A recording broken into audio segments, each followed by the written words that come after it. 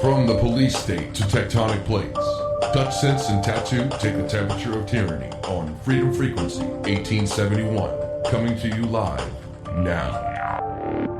This is America. We have founding fathers that wrote a constitution that we haven't lived by in 142 years. Were they serious when they said they planned on owning the weather by 2025? And if you're not pissed off, there's something wrong with you right now. Have you guys seen what's going on outside your door lately? Need I remind you? This is America. Are y'all going to allow it to be Russia?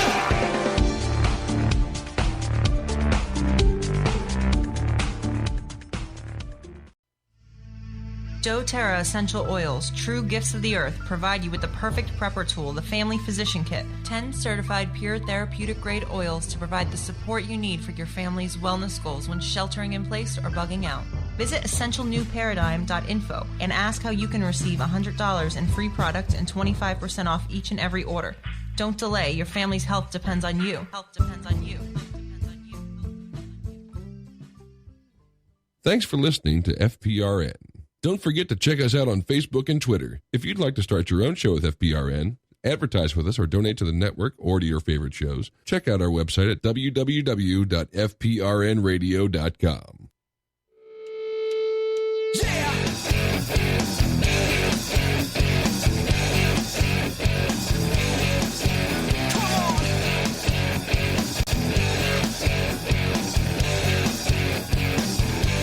Welcome back to Freedom Frequency 1871.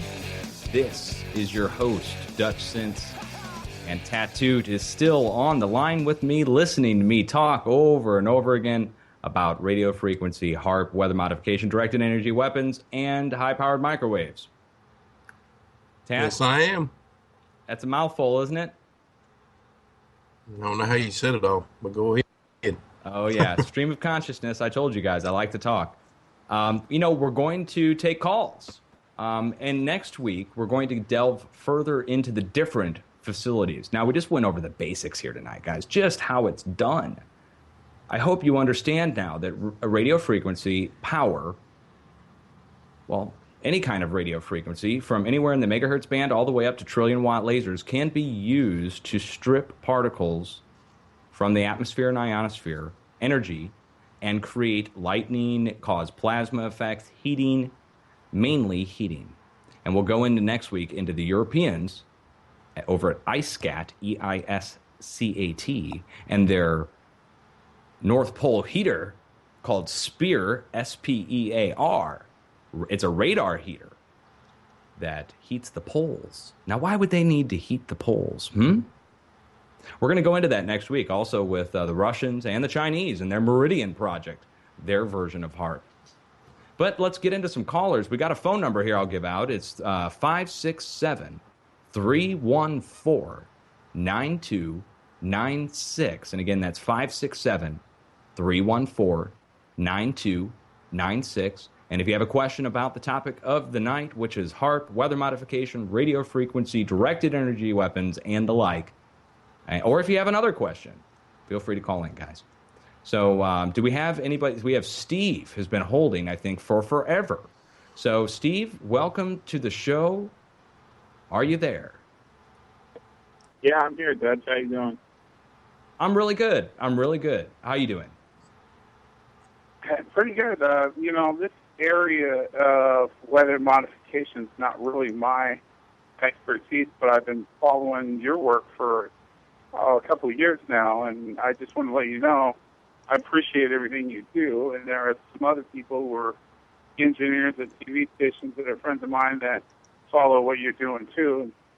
I just wanted to say, since you brought up the past and the 70s, I used to listen to a religious minister in Glendale, California. He used to talk about weather modification back in '82. And I thought that was very interesting. And he'd have the federal government's taking his license away. We did him getting a satellite dish so he could go on anytime he wanted to. And I thought it was very interesting, some of the things that he was divulging to the public. And he wasn't a normal kind of, conservative kind of Christian minister. He was kind of looking for the truth of, what we're doing in life, what's going on. He used to talk about Enoch and all the things that was going on in the book of Enoch, and he found that's totally contrary to what most Christian religious churches do. I found him very interesting, and then somehow I lost touch with him, and I don't know whatever happened, but he was talking about weather modification. And, recently you had a video up on YouTube, and it showed Australia. He was talking about how the United States military was doing weather modification in the 80s in Australia. And so when you brought that up, I'm like, wow, I guess the guy was right. So I just wanted to bring this up that, this is not something that, a lot of people, I'm 49, so, and that guy was much older than me. I mean, there's a lot of things that obviously the public doesn't know that's been going on for a long time. Like you said, things that they've been doing since the 70s. I think a lot of this technology was from Tesla, and, some of it may have come from the Nazis. I don't know. Definitely the Nazis are confirmed to have done radio frequency experiments on the human body, unfortunately. And that they found out a lot about what radio frequency will do to a human being through human experiments. And it's terrible. It's absolutely terrible, some of the stuff that they found out. And then, of course, the way they found out about supposedly the cover story for microwaves is that a person set their lunch below a radar transmitter, and the radar transmitter heated up his lunch, and that's where he realized that radar microwaves could be used to heat your food. And of course, I don't know if I believe that story. However, we can just basically say that, in the 80s, let's go back to the late 70s, Star Wars, right? What was the Death Star? Nothing more than a giant high-powered laser. Right? I mean, and it even has a scalar effect on the Death Star. All the lasers shoot together into one laser that then goes out and causes a greater damage somewhere else. And they were showing us this. They'll show us this in Hollywood movies, and they'll try and tell us. But in the 80s, Ronald Reagan was not joking when he said Star Wars, Strategic Defense Initiative, the SDI, and directed energy weapons. They really did do it. They spent something, what was it, like $1 trillion at the time? Put us in huge debt for years. I'm wondering if some of this technology hasn't been around for thousands of years that we are not aware of. Because, I mean, if you go back to the ancient Indian Egyptians, they talked about all kinds of spaceships and, lasers and possibly nuclear weapons that were used back in, thousands of years ago. And so I think there's that element that I know the Nazis were going around looking all over the world for ancient sites and technology information. Well, so, I don't know what supposedly came out of the Ark of the Covenant? Lightning bolts. If you touched it, you would die. Electricity. Right. They even show it in Indiana Jones and the Temple of Doom, of another Hollywood movie, same kind of stuff where they're showing you lightning bolts. And the ancient legend was that only certain people could handle the Ark of the Covenant, and if anybody else touched it, they would die, and it would be from a lightning bolt. The people would be struck down, tens of thousands of people struck down through the Ark of the Covenant. And I would say there must be some truth behind the touching of it and getting electrified and dying. And then that takes us back to ancient Egypt, or I'm sure people have heard of the Coral Castle in southern Florida, just south of Miami. I think maybe it's just north of Miami. In southern Florida is the Coral Castle. And it's a guy on his own, without any crane apparatuses, was able to move huge, and I mean the size of houses almost, blocks of rock. And he would do it by putting up what looked like a pyramid series of wooden beams, and at the top of the pyramid was a black box with a wire in it. Now, he never would give up what it was, but I would say radio frequency. And maybe, indeed, this is something people need to look into, is that ancients maybe knew about resonance. That, have you ever seen your cell phone vibrate across the table? When you put it on vibrate and it'll sit there and it'll vibrate and it'll go across the table. Well, that's defying the laws of physics, isn't it? I mean, we have a vibration that's sending a heavier object across a flat surface, isn't it? Couldn't you theoretically do the same thing with a big block of stone if you had a bunch of people with the appropriate drums around it? Or let's say you had the ability to generate a low vibration that would then, maybe a little bit of sand underneath it would aid the rock to slide right across, just like your cell phone sliding across the table. And they're able to move huge blocks of rock over long distances using just the cell phone technique. Now, this is new science. This is something that we would have to, a guy like me or you would have to sit there and look at your cell phone and put two and two together and say, oh, couldn't you move a huge block that way? Sure. That's great.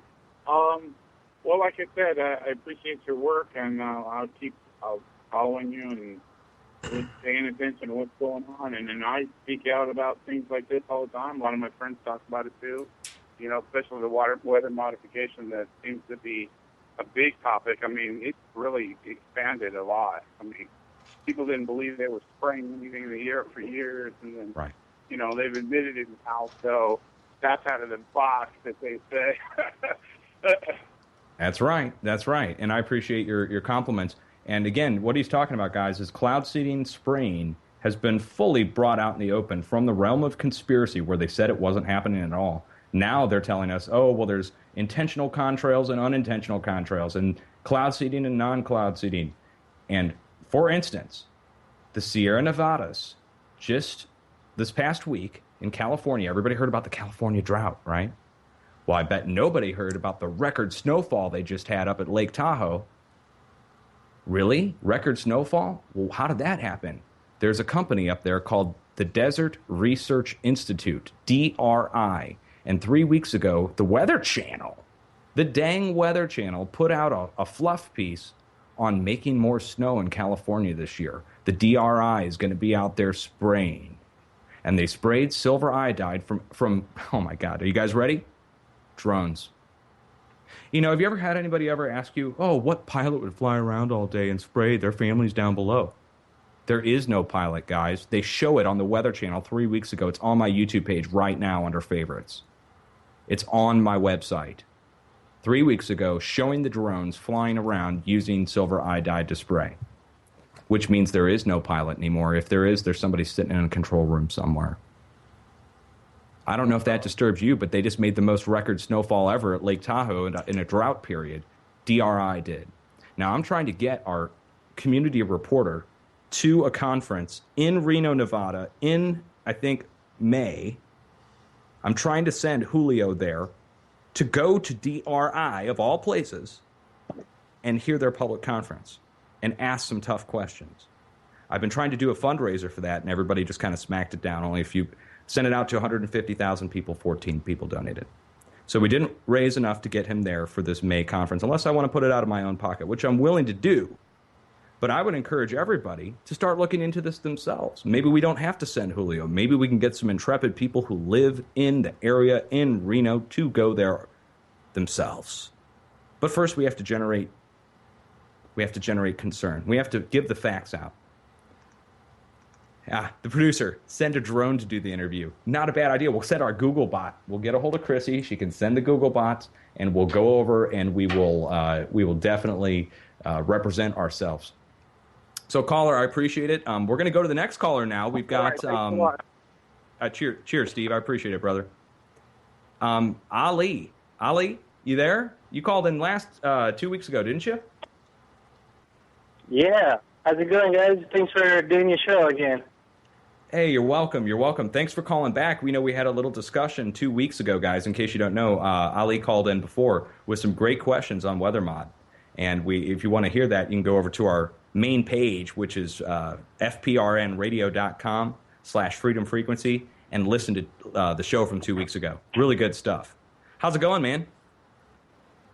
Great. I'm just always posting up on on the, weather mod and chemtrails, and I'm just surprised how many people still reflect it's conspiracy. I'm just blown away, It's hard to down that one when it's right in your face and it's happening everywhere. It's sad. It's really, really sad. But the reason I wanted to call, just a simple observation I've had for some time now. I work outside all the time, and my eyes is like pretty adjusted to the lights. And one observation that I have recently been past year I've noticed, is the light outside is whiter. Imagine the sun reflecting off of your windshield or a mirror onto a spot. How it's whiter. Now, this observation is connected to what I've noticed, like super hazy chemtrail days. That's not, it hasn't soaked up all the water condensation, I guess, with like heavy cover. It's still like translucent fog. Right, hazy out. And when the sun hits, this is my observation. When the rays hit it, they're almost like bouncing from this chem layer and coming down, and it just makes the white light. And down here, I'm in Southern California, and it's really, really intense heat. Like in January, December, this light, this heat is just cooking. It's cooking the plants. It's creating a really, really dry environment, atmosphere.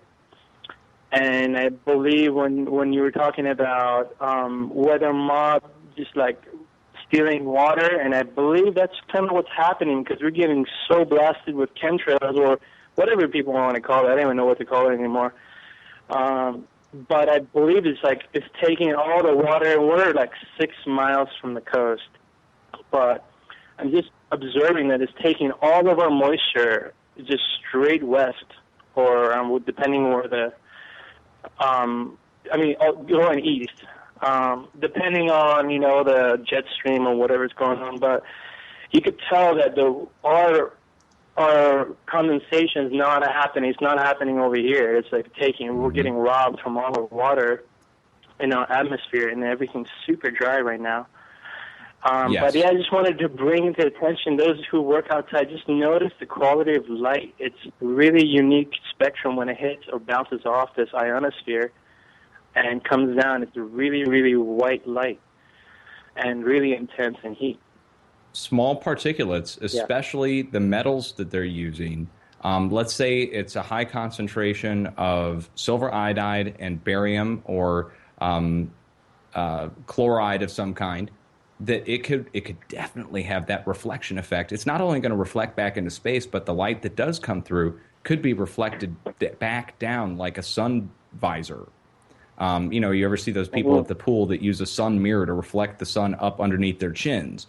The same thing could be said for the atmosphere, that it's reflecting it back down onto us and causing a multiplier effect. I noticed this. I'll give you a firsthand report, and then we do have one more caller after you, Ali, but I'll give you a firsthand report. In my car 2 weeks ago, driving out, I was in the car for about an hour and a half driving west, mid-afternoon, middle of winter, freezing cold, and the sun is so intense on my jacket. I'm wearing a black jacket in the car with the windows up, and I've got UV shielding on my windows, guys, just like all of us do with tempered glass.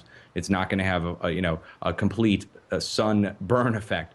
But it was so intense that I had to take my jacket off while driving. It cooked me underneath. I felt like it was the summertime, and it was freezing cold. And that's how intense this light is that's coming from the sun. They said that the sun is actually getting less powerful, but they're talking about flare-wise. When it comes to luminosity, I don't think the tests have been done. I don't think there's some place where we can go back, I mean, there might be, to refer to the past luminosity of the sun. What did it used to be at this point during this time of year? It's something that people need to look into. Yeah. Also wanted to mention to all the researchers out there to check out Sophia's Small Storm. I don't know if you're aware of her and all her work. But she's got a lot of interesting information about, all the chemtrails and cloud seeding, and she gets into some of the engineering and other additives that may be going on too. But I think she's got really great information, Sophia Smallstorm. I'll go check her out. I'm always down to, learn new researchers' information and even try and get a hold of them, see what they know. Sharing information is the way it goes. So I appreciate you telling us about that. You should call in next week because we're going to do more talk on Weather Mod next week. We're going to discuss Russia, China, and the whole bit. Definitely. I'm tuning in every week, man. Thank you for doing what you do. Hey, and no problem. Brother. I enjoy your shows. Cheers. I appreciate it.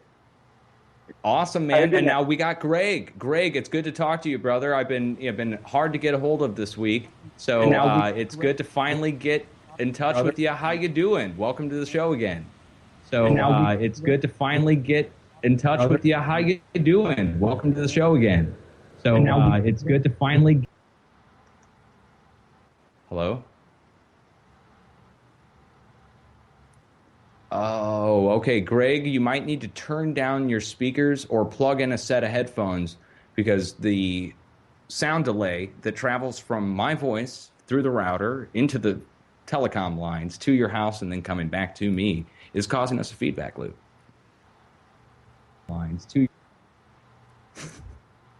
Wow. I got some bass in my voice, apparently. Hello. Didn't know. It was messing up all over the place. I couldn't even tell what was on. No. The place. I couldn't. Uh-oh. Well, this is what we call a resonance, guys.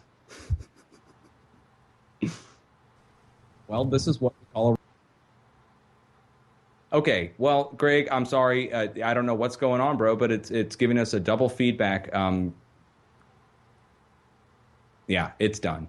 We only have a few minutes left anyways. Greg, I will call you personally tonight, and we will discuss on the phone. Maybe Tat and I can call on Skype, and we can get you on next week. We only have a few minutes left, guys. This whole topic tonight, HAARP, weather modification, radar, directed energy weapons, this is a topic that is coming out of the realm of conspiracy. You wouldn't believe what I've ran into just trying to tell people what they're saying. This is what they are saying. Everybody even criticized me on HAARP rings. Turns out they call them HAARP rings. I showed you at the start of the broadcast. Their PDF in 2011, calling it HAARP rings, in quotes, no less. Just like me. Only I did it a year before. Now, this is, when you're learning these things, you've got to be willing to take a certain amount of abuse. You got to be prepared for the Galileo effect. I'm not claiming to be Galileo, by the way, but it's the effect. It's the resistance that you're met with from the scientific establishment and the skeptic community who's asking for proof. Now, short of me getting my own NexRad radar and doing my own pulses and causing my own tornadoes to come into the area, I can't do the experiments. We have to rely on the scientists in the laboratory who are doing the appropriate experiments. And according to them, it can be done. So if they can generate severe weather with microwaves, and if they can generate fog and plasma over the atmosphere and ionosphere from HAARP, if our enemies have the capability of generating volcano eruptions remotely through the use of electromagnetic waves, then we are at a point in history where certain weapons, certain tactics of the past are no longer relevant. What good is an army of tanks if you can melt the tanks?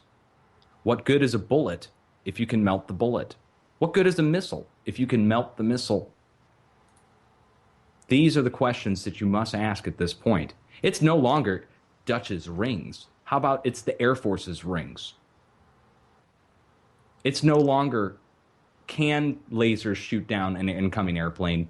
It's being installed on the front of all the new ships. It's being installed on the back of big trucks to take care of the troops out in the battlefield. The Chinese are building theirs. The Russians are building theirs. The Europeans just built theirs. And of course, we have ours.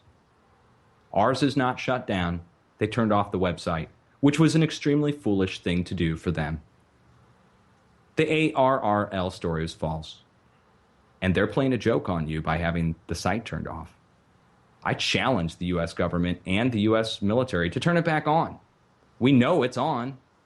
We proved that the ARRL story is bogus and that it was put out as a front to get it turned off while they're doing the DARPA experiments, obviously, to control fire and lightning at a ground level. Oh my God. No wonder it's off. Tat, you got anything you want to add? Yep.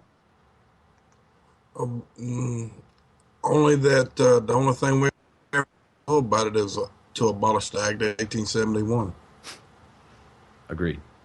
The corporation that developed all of this, the U.S. corporation that pays for everything, points to it and says, make this. They made it without your approval. It's where we're going. And the reason we're going there is our enemies, guys, which we'll pick up on next week. We will pick up on Russia, China, even the Europeans. Hang in there. Enjoy. Have a good week.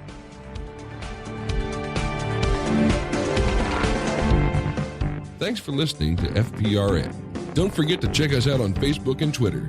If you'd like to start your own show with FPRN, advertise with us, or donate to the network or to your favorite shows, check out our website at www.fprnradio.com.